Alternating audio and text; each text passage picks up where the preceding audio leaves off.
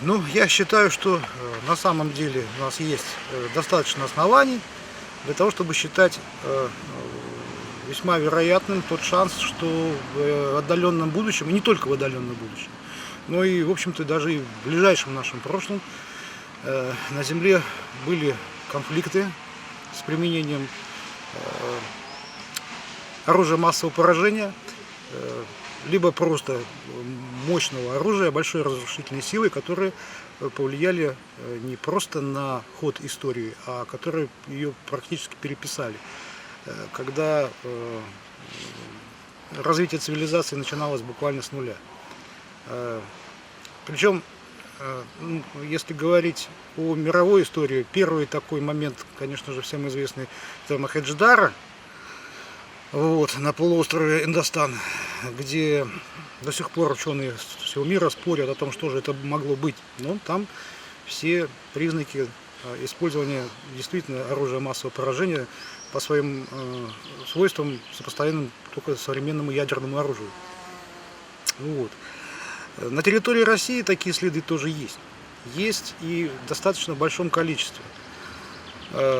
Можно перечислить несколько таких ключевых мест на нашей земле, на территории России, где вполне все вписывается в теорию глобальной катастрофы, вызванной именно глобальной войной.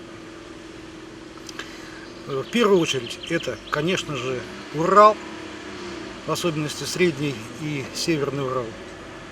Кроме того, территория современной Ижевской области, это Карелия, Кольский полуостров, Саяны, Алтай и Приморье.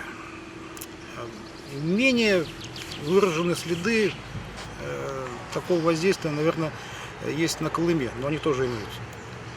Почему мы можем говорить о том, что у нас имеются факты? Значит, наш исследователь, которого не назовешь фантазером, это Алексей Артемьев. Он вообще по роду своей деятельности инженер-конструктор, то есть технарь. Так вот, Алексей Артемьев, он обнаружил в местных песках так называемые тектиты. То есть, что такое тектиты? Тектиты – это спекшиеся частицы минералов, которые расплавились до состояния стекла. Температура плавления стекла в природе при обычных условиях, допустим, от пожара или от костра, она недостижима такая температура. Поэтому тут все, в общем, факты говорят о том, что скорее всего, это следы воздействия либо разума, то есть результат разумной деятельности, либо неизвестного науке сейчас природного явления.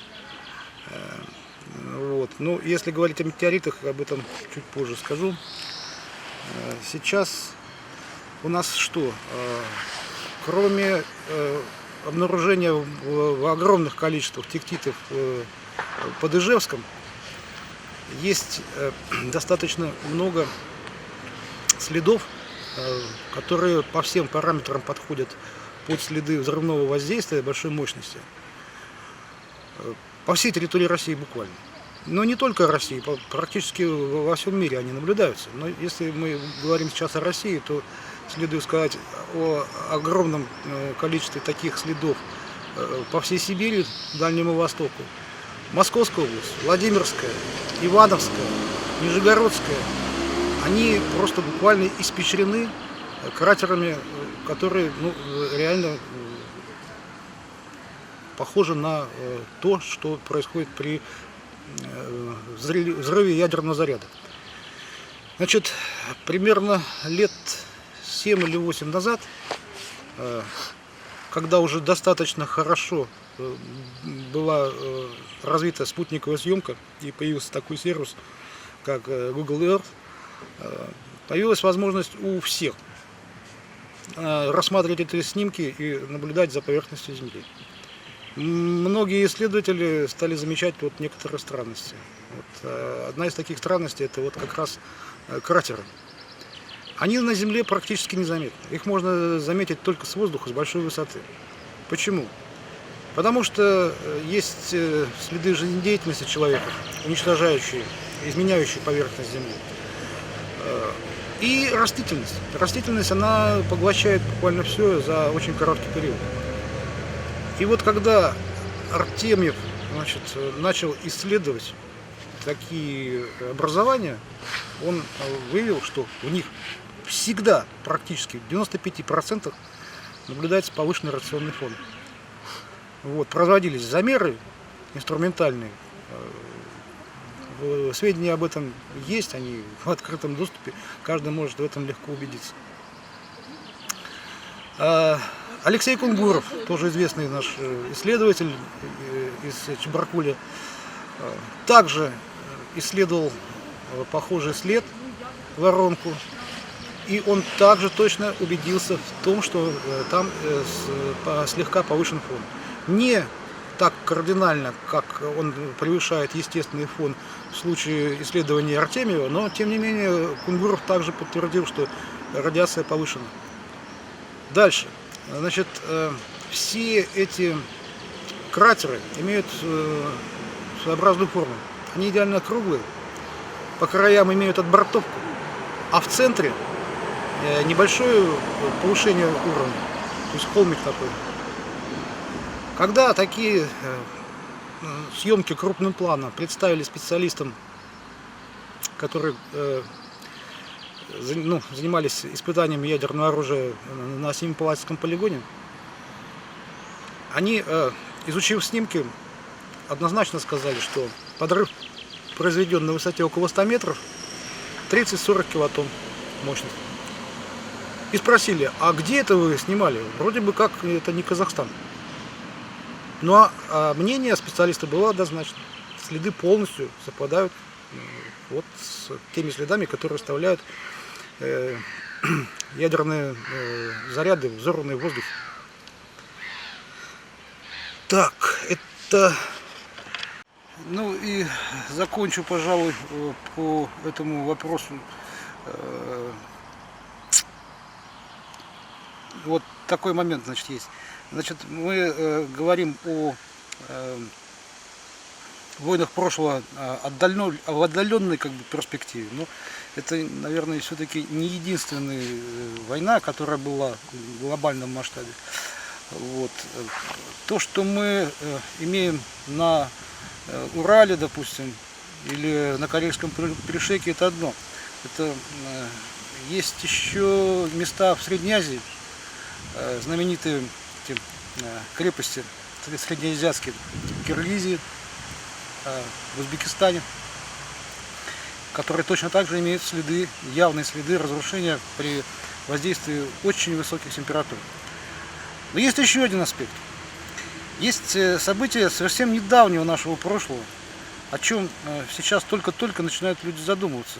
Я имею в виду войны 19 века, которые у нас вошли в историю под названием Великий там восточный поход Наполеона, или у нас это называется Отечественная война 12 года.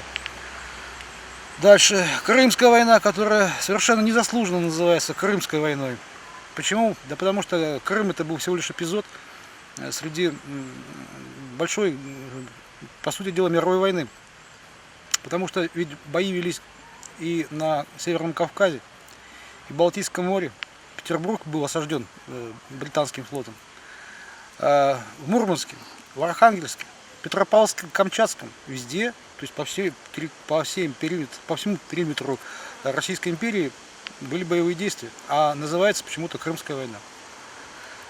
Теперь еще одно любопытное совпадение. Дело в том, что 1812 год отметился не только на нашем континенте, но и на американском, который мы знаем как американские две войны. Война за независимость Соединенных Штатов от Британской империи и гражданская война севера с югом. И даты их как-то вот странно совпадают, 1812 и 1853 год. Это то, что у нас называется Крымской войной и войной 12 года. Дальше следует событие франко-прусской войны, когда мы имеем уже достаточно развитую фотографическую технику, на которой запечатлены колоссальные разрушения в Европе. И точно такие разрушения мы видим на североамериканском континенте, когда были с лица земли стерты буквально там Чикаго, Бостон. Вот. Чем примечательны эти фото? Значит, нам говорят историки о том, что это имело место применение уже артиллерии, которая заряжалась не отдельно пороховым зарядом и ядрами, а уже это был изобретен снаряд гильзовый. Вот. Но характер разрушений таков, что не видно следов осколков, шрапнели. То есть мы видим разрушения, которые могли нанести, в лучшем случае, фугасные заряды. Разрушения колоссальные, но нет ни воронок от разрывов снаряд, ни осколков, то есть посеченных стен от осколков снарядов, их тоже нет. Поэтому война была глобальная, судя по всему миру. И велась она, возможно, оружием, которое вот сейчас мы точно не можем и сказать, каким оружием она велась. И, конечно, не ядерным, но что-то было, и это была действительно мировая война. Ну вот, это по первому вопросу мы закончили. Так, теперь, значит, о подтверждении существования Тартарии. На самом деле, все несколько не так, как полагают наши современники. На самом деле никто особенно ничего и не пытался скрывать. Тут у нас главное что? Главный принцип – просто молчание. Когда историки молчат о том, что была такая страна, это не значит, что ее на самом деле не было. Просто о ней никто не говорит. Почему в последнее время произошел такой информационный прорыв? Все очень просто. Как только начали оцифровываться частные коллекции, а также архивы, библиотеки в особенности университетов, в том числе и библиотека Ватикана получила некоторую открытость, эти данные стали попадать в интернет. К ним получили доступ не только узкие специалисты, но и широкая публика. Вот тогда-то и все вскрылось. Оказалось, что Тартарию довольно подробно описывала британская энциклопедия, Британика, собственно, так называется. Вот. Вдруг неожиданно выяснилось, что Марко Поло в оригинале писал свою книгу о многообразии мира. Он писал ее про Тартарию. Да, там путешествие было длительное, и они путешествовали из Крыма, замечу, то есть начало путешествия было в Крыму, через Среднюю Азию, на Дальний Восток, на территорию современного Хабаровского края, севера Хабаровского края. И далее, значит, вниз по территории современного Китая и далее там в Малайзию. Вот такое путешествие было. Но большая часть к свидетельств Марко Поло относится, наверное, все-таки к Великой Тартарии, потому что этой стране он посвятил больше всего, значит, своих описаний. Вот.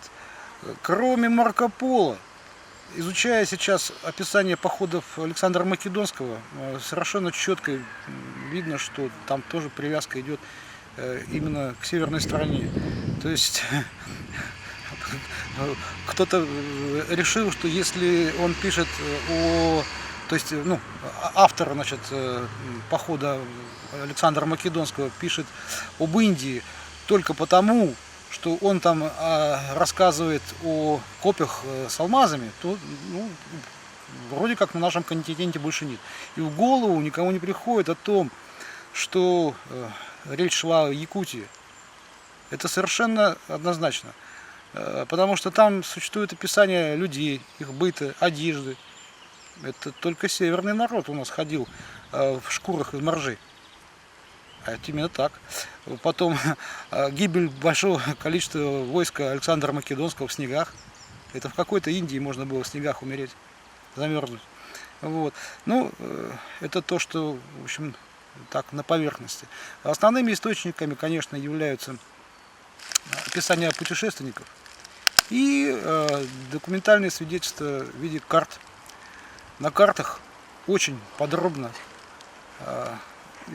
отображена география, что, в общем-то, странным кажется в те времена, когда отсутствовала система триангуляции, когда не было значит, средств для аэрофотосъемки, составить такие подробные карты, это, в общем-то, непонятно совершенно, как это можно было добиться такой точности. Но это присутствует.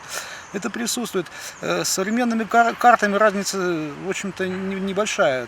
Только в том плане, что и изменились меридианы. Потому что современные карты у нас составляются с учетом нулевого меридиана, проходящего через Гринвич. Вот. А большинство средневековых карт за нулевую точку брали меридиан парижский. Либо пулковский, который вот у нас Пулковская обсерватория под Санкт-Петербургом. Вот и все различие. А по широтам вообще удивительная точность. Поэтому, да, документальные свидетельства есть. Их настолько много, что их игнорировать совершенно нельзя. Да, была такая страна. Правда, оговорюсь, что в нашем понимании современном страна и государство — это совсем не то, что было в прошлом. Дело в том, что современные государства, они начали появляться только в 19 веке. Это, ну, как исходя из классической формулировки, что государство — это есть организация.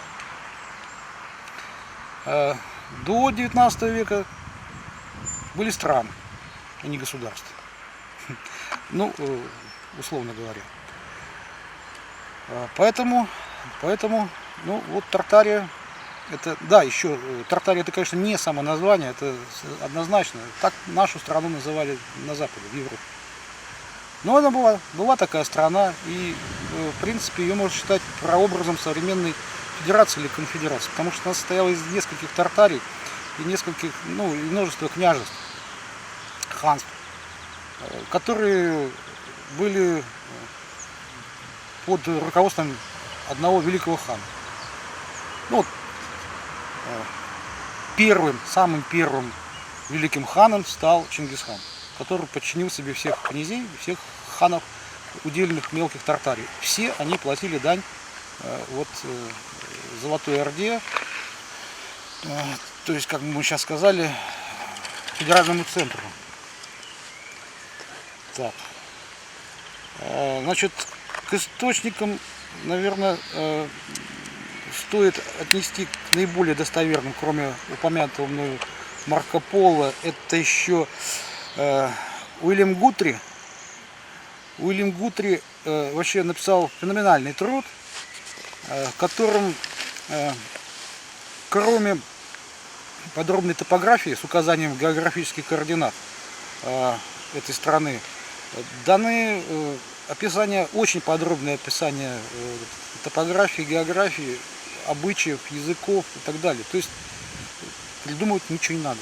Берем Уильяма Гутри в открытом доступе, заходим в интернет, или в онлайне читаем книгу, или скачиваем ее себе на компьютер и получаем дикое удовольствие. Мы открываем для себя новую планету. Это целый космос, Тартария. Вот. Ну, Николас Вицин. Вицин тоже, сейчас его книга, трехтомник, по-моему, издана большим тиражом. Надо просто помнить о том, что Вицин был личным другом Петра I, и он не особенно афишировал существование вообще Тартарии как отдельного образования, отдельного от Петербурга там, и от Москвы. Но и читать его очень полезно и нужно. Почему? Потому что Он очень живописно, очень подробно описывает обычаи, нравы, города российские, то есть, которые были в составе той страны, которую, ну, вот теперь мы условно называем Тартарией. Ну, еще раз говорю, условно только потому, что эта страна на картах и в документах европейских означает, ну, как Тартария. Ну, этот феномен не единственный. Например, Китай, он тоже только в русском языке Китай. А сами китайцы, они очень удивляются, когда узнают, что они живут в Китае. Вот. Ну, по второму вопросу все. Опс. Так, ну а теперь о том, что же такое вообще тартар. Очень много недоумения вызывает это слово, ну потому что у всех буквально с первых классов, наверное, обучения в начальной школе в голове плотно засела греческая мифология, которую, как это не обидно, во всем мире лучше знают, чем, собственно, национальную. У нас любой ребенок в школе, спроси его там что-нибудь про Прометея, он все расскажет.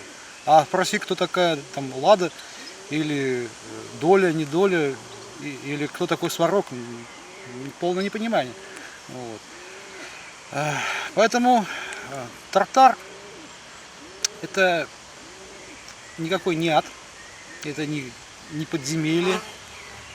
Тартар это реально просто река. Река на крайнем северо-востоке нынешней нашей страны. Река называлась Тартар. На этой реке находился город Тартар. Об этом упоминает и Марко Поло. И знание об этом можно почерпнуть из множества средневековых карт. Самая лучшая карта, которая мне попадалась за последние годы, наверное, так, автора сейчас не припомню, но, в общем, европейская карта 1590 года, где вся территория Тартарии имеет очень четкую прорисовку. Очертания современных рек там узнаются, ну вот, просто не надо обладать гениальным географическим сознанием, чтобы это видеть. Вот. И город Тартар сейчас, судя по той широте, которая указана в карте 1590 года, находится на дне Колымского залива.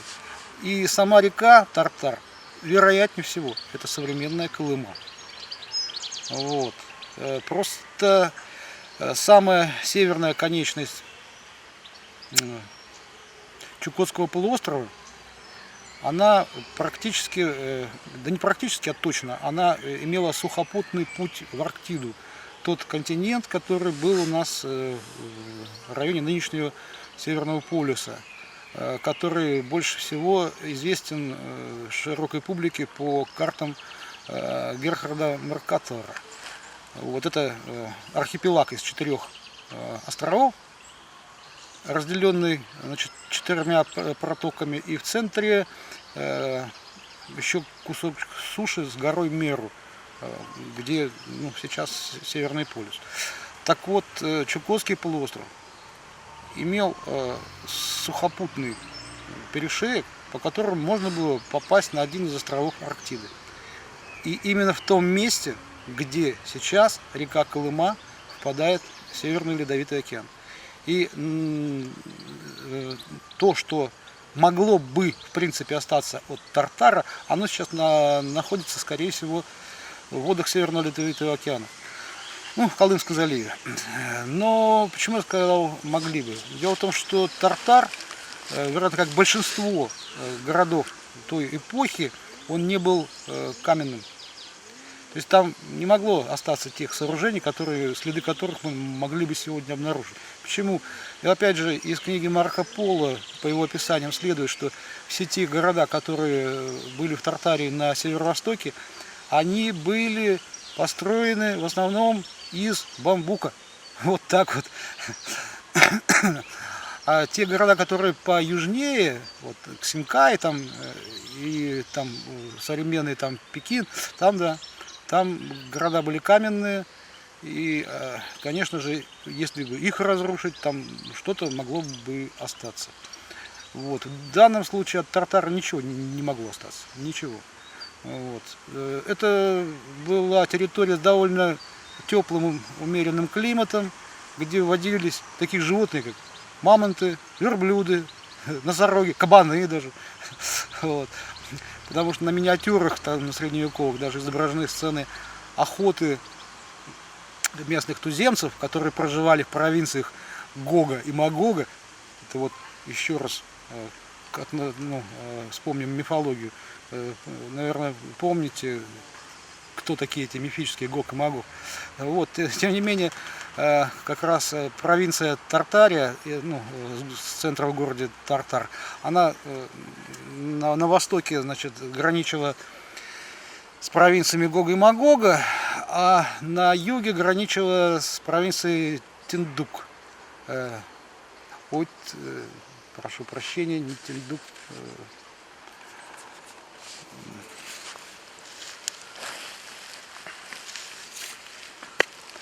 Ну, ладно, это можно потом будет это вообще обрезать. Вот, еще, значит, на что стоит обратить внимание, что на средневековых картах и на то, что я упомянул, 1590 года, на более ранних 1541 года, 1564 года и на известной карте из архивов Ватикана, из библиотеки Ватикана, составленной монахом Фра Маура, значит, мы видим картину совершенно уникальную и непонятную сейчас. Дело в том, что в тех районах, которые сейчас у нас безлюдны, то есть Таймыр, Колыма, Чукотка, там просто, по сути дела, один огромный мегаполис, там между городами границ не видно, там одни города. Такую же ситуацию мы видим в еще одном ныне безлюдном районе на севере Африки, где пустыня Сахара. Это был благодатнейший край и самый густонаселенный вообще на всей планете. То есть север Африки и северо-восток Тартарии, России, были самые густонаселенные. Между тем в Европе на этих картах усматривается только два крупных города. Один из них идентифицируется очень легко, он называется Праха. Вот. И если мы по-латински будем читать, мы и так и читаем Праха. Вот. Прага. И город, который очень трудно сейчас идентифицировать точно. По широте он совпадает с Парижем, но это по долготе не очень. Похоже, что современный Париж находится немножко восточнее того города, который указан на средневековых картах. Куда же делись эти все города?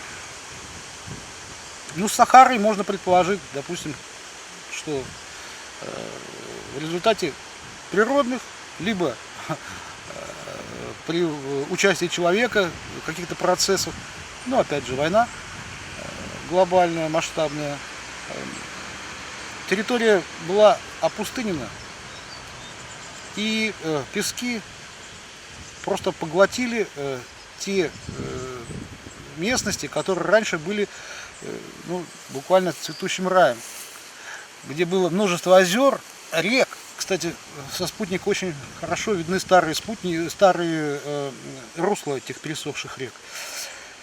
Видны гигантские сооружения в виде плотин. Сейчас мы так предполагаем, что это плотины, которые на сегодняшний день используются, я бы сказал, несколько уныло. По ним прокладывают трассы, чтобы экономить на строительстве материалов просто по старой плотине, которая явно была гидротехническим сооружением на реках, на озерах. И прекрасно используют сейчас в качестве автострад, дорог. Вот. Что касается северо-востока, там история сложнее. И она, видимо, понять ее можно в том числе и благодаря мифологии о Тартаре. Потому что, видимо, вот эти геотектонические процессы носили практически взрывной характер. За очень короткий промежуток времени Но вот как плиты сталкиваются, материковые, можно понять на примере, как сталкиваются два автомобиля. Они оба превращаются в гармошку. Так вот эти плиты, они обе превратились в гармошку. Это тоже очень хорошо знают геологи, вот именно кто был в тех местах, там в верховьях Лены, Енисея, Колымы, видел прекрасно, как осадочные породы вздыблены буквально под углом 45 градусов, с такими складками, которые напоминают гофр. Поэтому действительно можно сказать и так, что Тартар провалился под землю, буквально. Что-то подняло над уровнем моря на высоту более 2 километров, что-то уронилось в недра земли на глубину там до 400 метров. Потому что гигантские залежи высококачественного каменного угля, который по качеству сопоставим с антрацитом, пласты десятки метров. То есть это органика, торф и растения, которые оказались на гигантской глубине под огромным давлением и без доступа кислорода окаменели, превратились в уголь. Это говорит о том, что на самом деле их не просто засыпало, а вот в результате вот этой геотектонического катаклизма произошли вот такие вот изменения в местности, в геологии. Дальше, что касается еще одного очень известного города Тартарии, Тиндук, или по другой транскрипции Синдук. Тоже очень подробно описан он у Марко Поло. Там, кстати, в Тиндуке был один из дворцов великого хана Хубилая. Хан Хубилай, или Каблай, или Кублай, как его еще именуют. Он был одним из великих ханов Великой Тартарии, как бы сейчас сказали, главой федерации, император, которому платили дань, платила дань вся Великая Тартария, все ее субъекты. Так вот, Хубилай, он был в 6-м колене потомок первого великого хана Чингисхана. У него в Тиндуке был замечательнейший дворец. Очень красивый, воздушный, легкий, построен из очень легких конструкций с применением древесины и бамбука в том числе. Имел множество залов, фонтаны, там животные там ручные бегали у него, там тигрята, там львята, такие вот дела, в общем. Где находится этот город? Опять обращаемся к этой замечательной карте 1590 года, на которой очень хорошо прорисована река, на которой находился Тиндук. Берем эту реку, накладываем на современную реку Анадырь и получаем абсолютно четкое указание, где именно находился Тиндук. Сейчас на этом месте находится большое очень озеро. Озеро называется Красное. Поэтому можно с большой долей уверенности заявить о том, что Тиндук, одна из столиц Тартарии, вотчина хана Хубилая, находится сейчас на дне озера Красное, на Чукотке. Что с другими городами? Полумифический город Ханбалык. Сейчас его называют Ханбалык, а в те времена он абсолютно четко читается как Камбалу. Тут, кстати, тоже работа для филологов и лингвистов. Откуда взялось название рыбы камбалы? А камбалу ведь тоже наряду с осетриной называли царской рыбой. Так вот, Ханбалык, Камбалу, это и есть ханская балу, или балык, рыба. То есть царская рыба, камбала. И опять, благодаря сохранившимся очертаниям рек, можно абсолютно точно выяснить, где где сейчас находится место расположения того самого полумифического Ханбалыка. Есть такая река Охота, которая впадает в море одноименное, в Охотское. Это север Хабаровского края. Так вот, в верховьях реки, это в нынешних верховьях, в то время, это в 13-м, в начале 14 века, это была очень полноводная река, и поэтому в Ханбалыке, в Камбалу, там был морской порт. Морские суда из Охотского моря по реке поднимались до самого Камбалу. Это был морской город, портовый. И сейчас, когда река пересохла, вернее обмелела, вот в том месте, где она сливалась из двух рек, образуя вот нынешнюю Охоту, вот на этой самой вилочке сейчас находится село под названием Арка. Арка. Вот это и есть тот самый Ханбалык или Камбалу. Вот такое вот интересное открытие есть.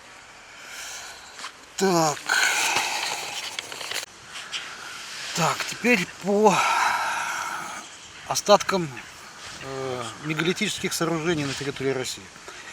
Значит, традиционно принято считать, что на территории России вообще ничего нет и не было, и быть не может. На самом деле это совершенно все не так. На территории современной России огромное количество объектов, попадающих под эту категорию. В чем главная проблема? Почему наша наука не хочет их признавать, вообще их существование, и не хочет их изучать? Дело в том, что если мы будем говорить о Египте, там, Ближнем Востоке, об объектах античности, Средиземноморья, там, Черноморья, или тем более там мезоамериканской культуры, то там совершенно явные следы. Там вопросов не возникает, потому что вот там стена, вот там башня и так далее. На территории России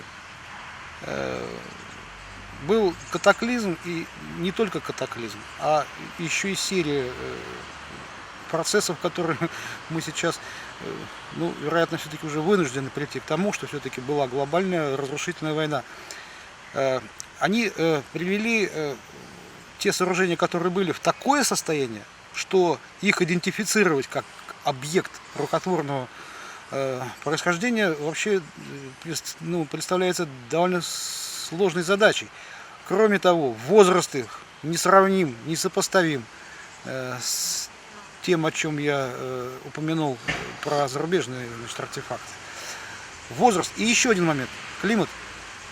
Дело в том, что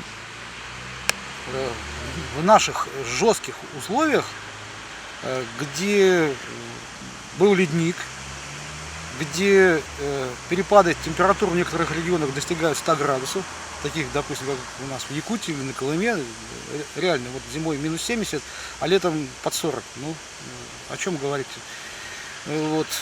И их старение, их естественный износ в результате эрозии, воздействия ветров, дождей, мороза, солнца, она просто-напросто не дает шансов сохраниться даже таким долговечным объектом, как сооружение из камня.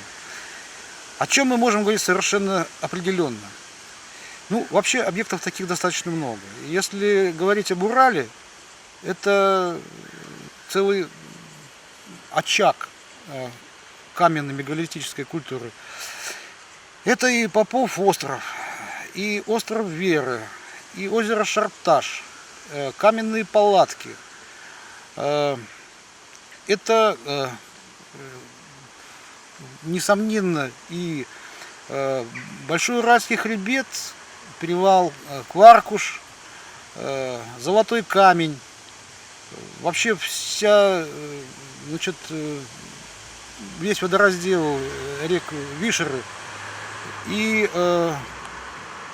Каменный город и Чертово городище. Это все вполне можно отнести к следам деятельности разумной жизни. Но еще река Чусовая, конечно же, несомненно. Тут еще что? Кроме очень сильных разрушений, есть еще другой фактор. Вот, меня частенько спрашивают, почему вот в этих там сооружениях, там, условно говоря, сооружениях, отсутствуют, допустим, такие вещи, как оконные дверные проемы, там, галереи, там, коридоры и так далее. Ну, я смеюсь и говорю, ну вы меня спросили, а где унитазы? Дело в том, что не каждый объект можно идентифицировать как объект жилого назначения, промышленного или гражданского. Есть такая категория, как, условно говоря, отходы производства. Это тоже продукт разумной деятельности, но они не являлись, допустим, ну, вот такие классические вещи, как, допустим, каменные палатки. Это, конечно, не дворцы, это не храмы, но это все равно продукт разумной деятельности в виде отходов производства. Допустим, если рассматривать современные карьеры, шахты, где мы видим отвалы пород использованы, терриконы. Чем терриконы на Донбассе вам не пирамиды рукотворные? Они же рукотворные, но там же не может быть ни дверей, ни каких ни окон, ничего. Вот. Но, кроме таких объектов, есть достаточно много и других, которые находятся по всей территории бывшего СССР. Это и Казахстан, и Киргизия, и Таджикистан. Вот. Основные, те, которые, в принципе, вообще даже у специалистов не могут вызывать вопрос, это гравотовара в Карелии. Там настолько явно сооружения носят, ну, рукотворный характер, что даже спорить там не о чем. Просто разрушение сильное. Далее Кольский полуостров, там тоже абсолютно там, выпилы в камнях, пазы, прямые углы кругом, то есть масса строительных, конструктивных элементов, которые просто разбросаны в разные стороны, как вот в результате мощнейших взрывов или землетрясений. Ну, сейчас суть не об этом.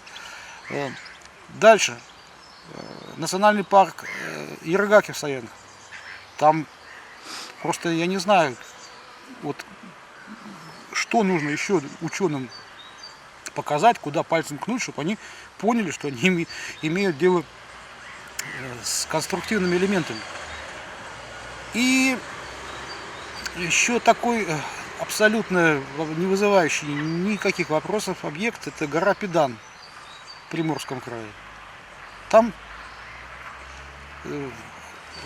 стены, башни, там все есть, там блоки, они в очень хорошей сохранности, там вообще нет никаких вопросов. Ну и естественно, сюда же невозможно не вспомнить о комплексе Горной Шори, ну это в Саянах, там на границе там, с Кемеровской областью, и Арманский перевал на Колыме. Это примерно 60 километров от Магадана, Арманский перевал, и на нем остатки стен, сложенных из мегалитических блоков. Вот.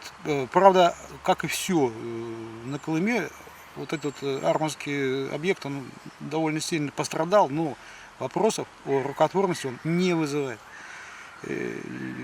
Трудно поверить, чтобы местные жители, допустим, Вены, там, могли поднимать на сопки каменные блоки весом десятки тонн и складывать их друг на друга. Вот. И при этом еще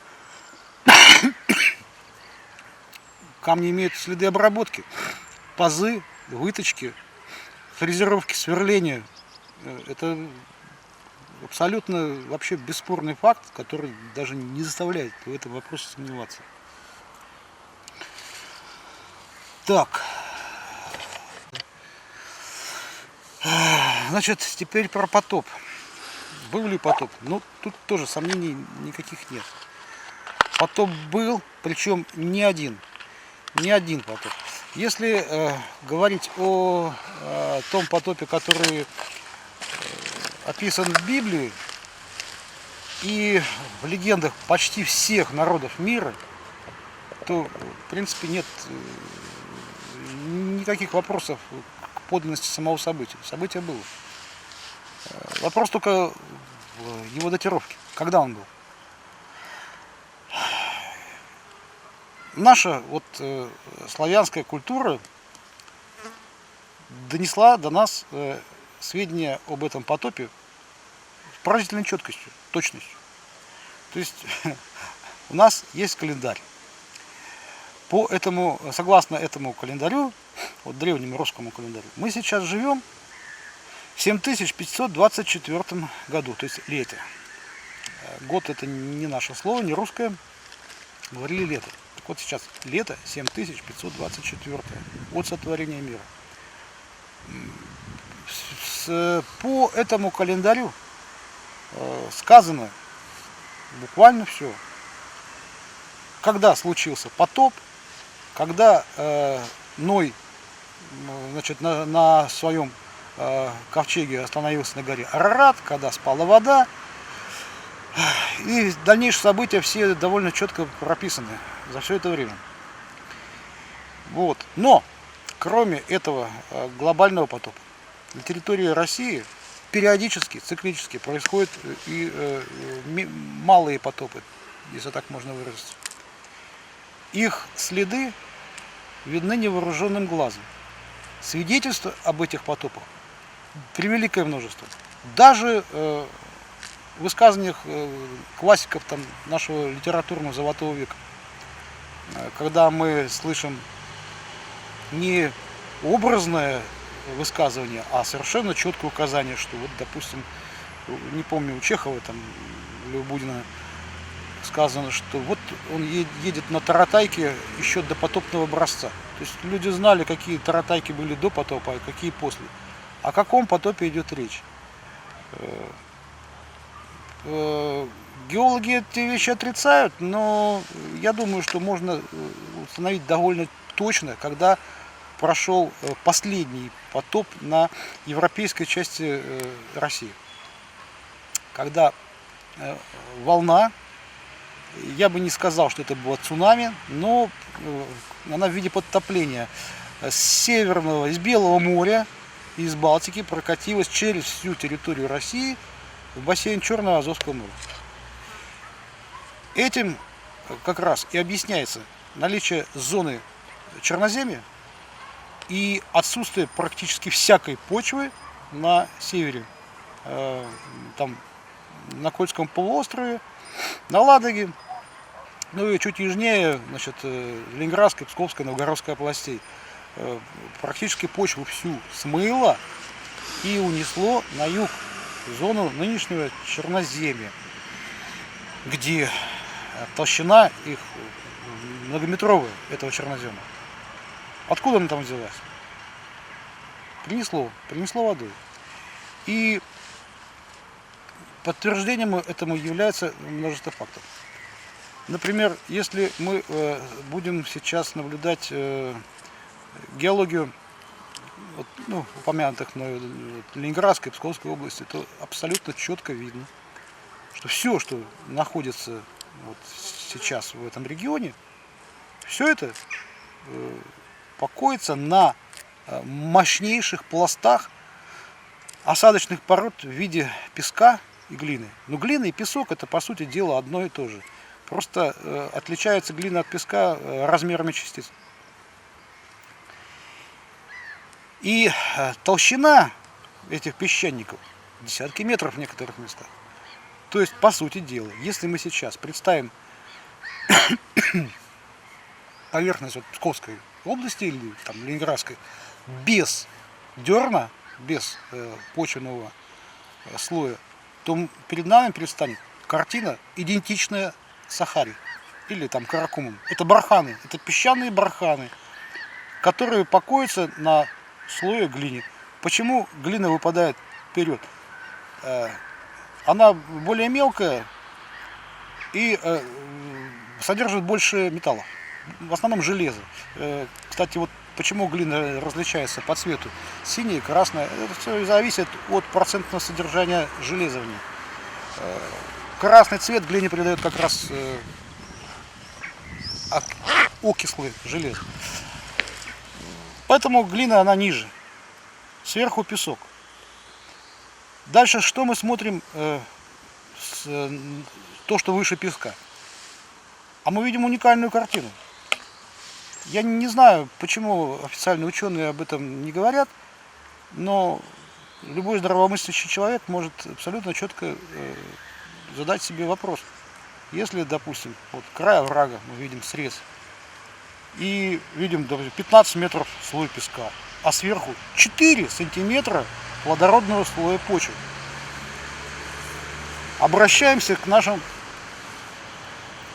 светилам науки, официально признанным почвоведом, и обнаруживаем, что оказывается 3-4 слоя плодородного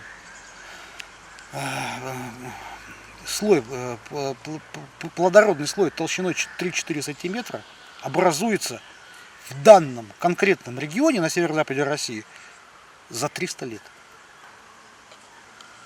То есть у почвоведов есть такой корифей Докучаев, великий русский ученый 19 века, который, по сути дела, явился пионером в изучении почв России, и особенно много он проводил исследований именно на северо-западе, близ Петербурга. Так вот, он сам, проводя изыскательские работы в районе Старой Ладоги, обнаружил, что в слоях, датируемых началом 12 века, находится еще один плодородный слой под песком. Но мы можем только с условностью говорить о том, что это 12 век. Вполне возможно, что это был не 12, а 16. И вот тут возникает такое несоответствие. С одной стороны, Докучаев рассказывает о в нашем регионе подзольных почвах, которые на песке формируются за 300 лет 3-4 сантиметра. С другой стороны, этот же Докучаев говорит о более толстом плодородном слое, находящемся на глубине, соответствующей 12 веку. Парадокс. Из этого мы можем сделать вывод о том, что этот потоп был относительно недавно.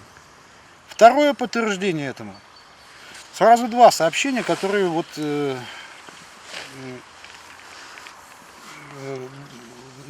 были озвучены буквально в последний месяц.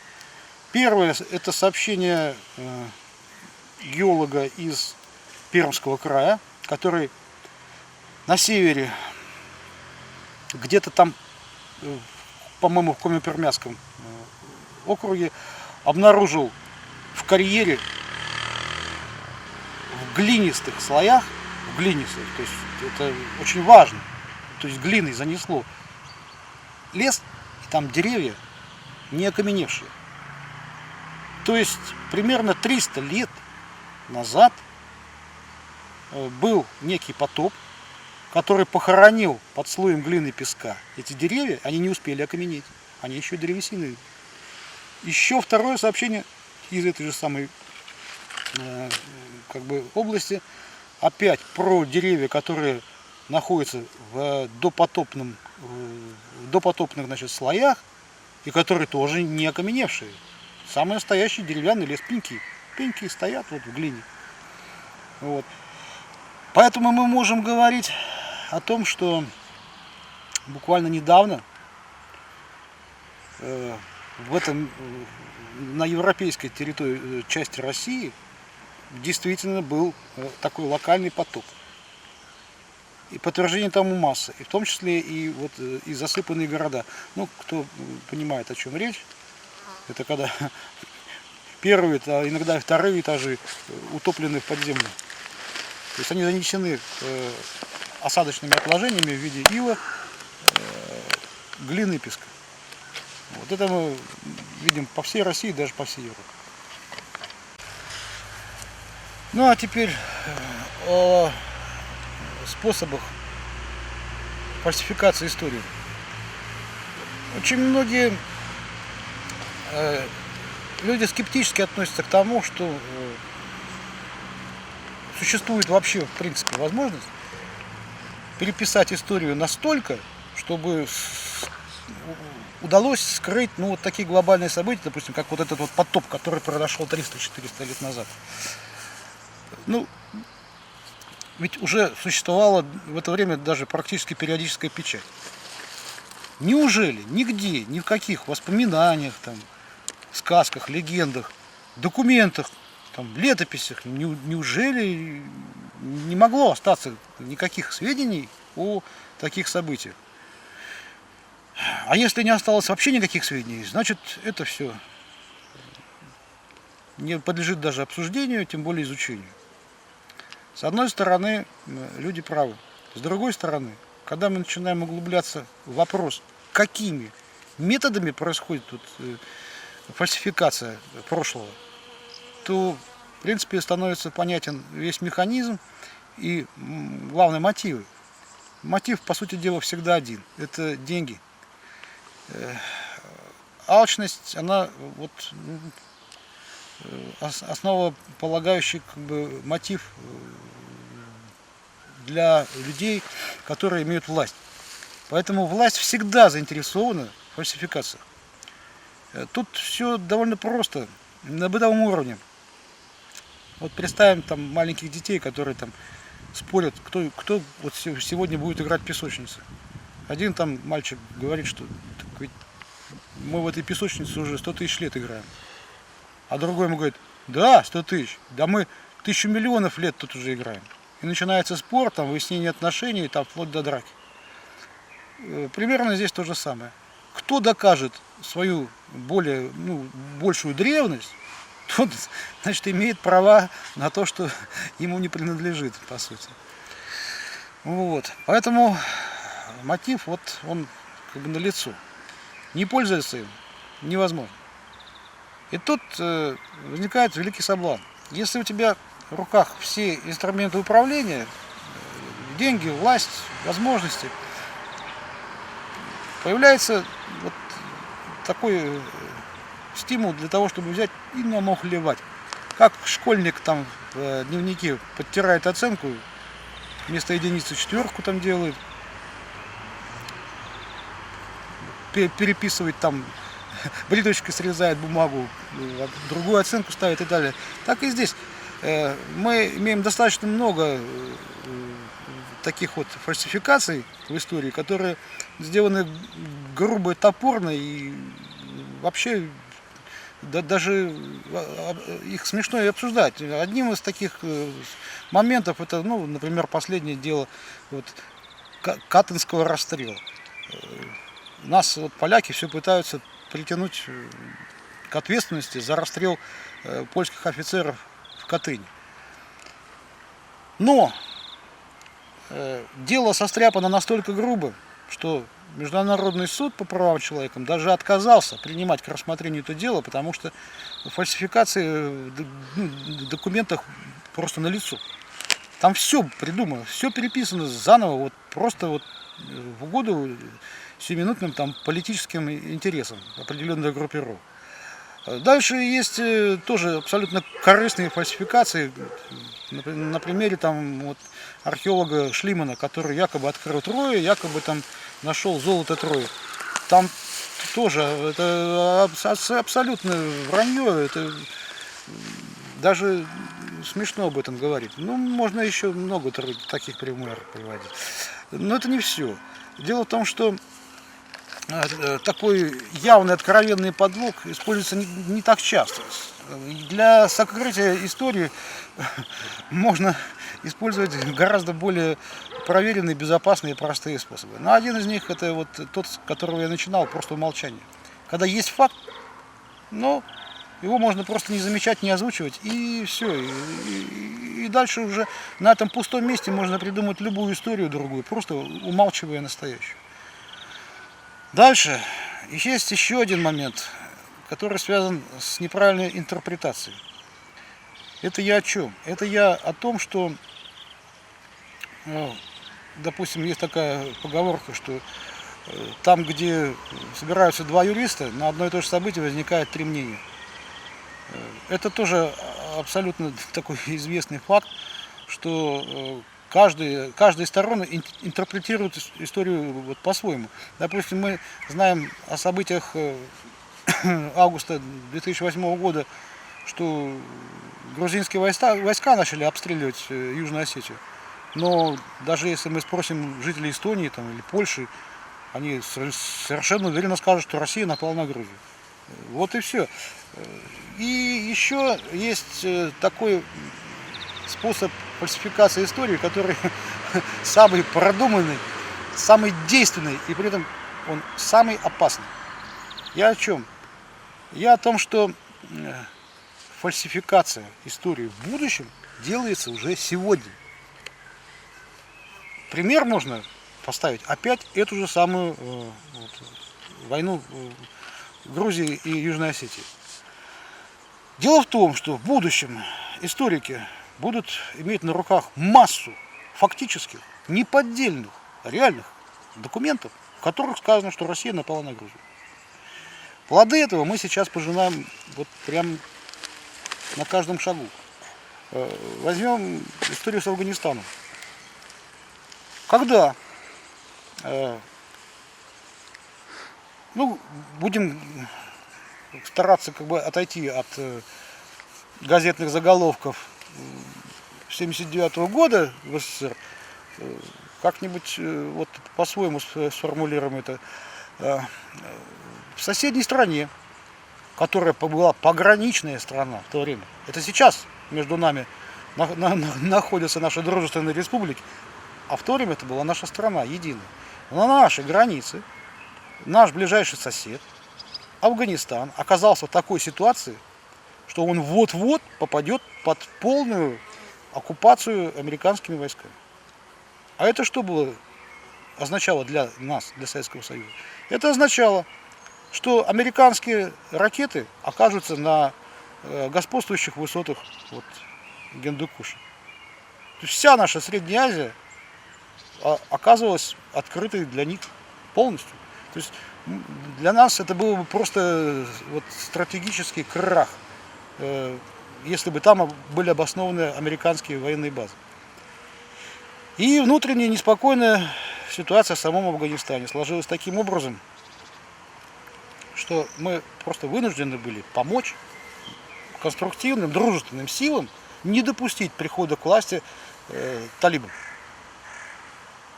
Поэтому началось это все не с войск, сейчас об этом мало кто помнит. Началось с наших строителей. Самые мирные наши войска, строители в касках, пошли строить в Афганистане детские сады, дома, пятиэтажки, хрущевки, которые по сей день самые комфортабельные в Афганистане. Жилье самое лучшее. Больницы, школы начали строить. А чтобы обеспечить безопасность нашим строителям, пришлось вводить туда войска. Поэтому это было не вторжение. Но в соответствии с современными нашими понятиями, даже человеку моего возраста, кто помнит, как все это происходило на самом деле, спросить, что вы вторглись в Афганистан? Он опускает глаза в пол и начинает что-то там бурчать про себя, оправдываться. Да так случилось, ошибка партии, Брежнева и т.д. Не было никакой ошибки. Это был единственный для нас тогда выход. Мы, возможно, отсрочили на какое-то время падение Советского Союза. Вот в чем дело. То же самое можно сказать и о других событиях. Вот сейчас очень активно западная пресса пытается внедрять в сознание людей некие абсолютно, на наш взгляд, безумные какие-то штампы. Вот Россия напала на Украину, Россия сейчас нападет на Прибалтику и так далее. Для чего это делается? Для того, чтобы когда пройдет поколение, всего одно поколение, 20 лет, через 20 лет уже никто ничего не будет помнить. Зато у людей, у историков будут официальные документы на руках, которые будут подтверждать агрессивную политику России сегодня. И никто уже не вспомнит, что было все совсем наоборот. Это не мы туда лезем, это страны НАТО нас окружают своими военными базами. Вот это самые такие действенные, самые опасные методы фальсификации истории. То есть Еще раз подчеркну, что фальсификация прошлого происходит уже сегодня. Вот это главный мир. Все.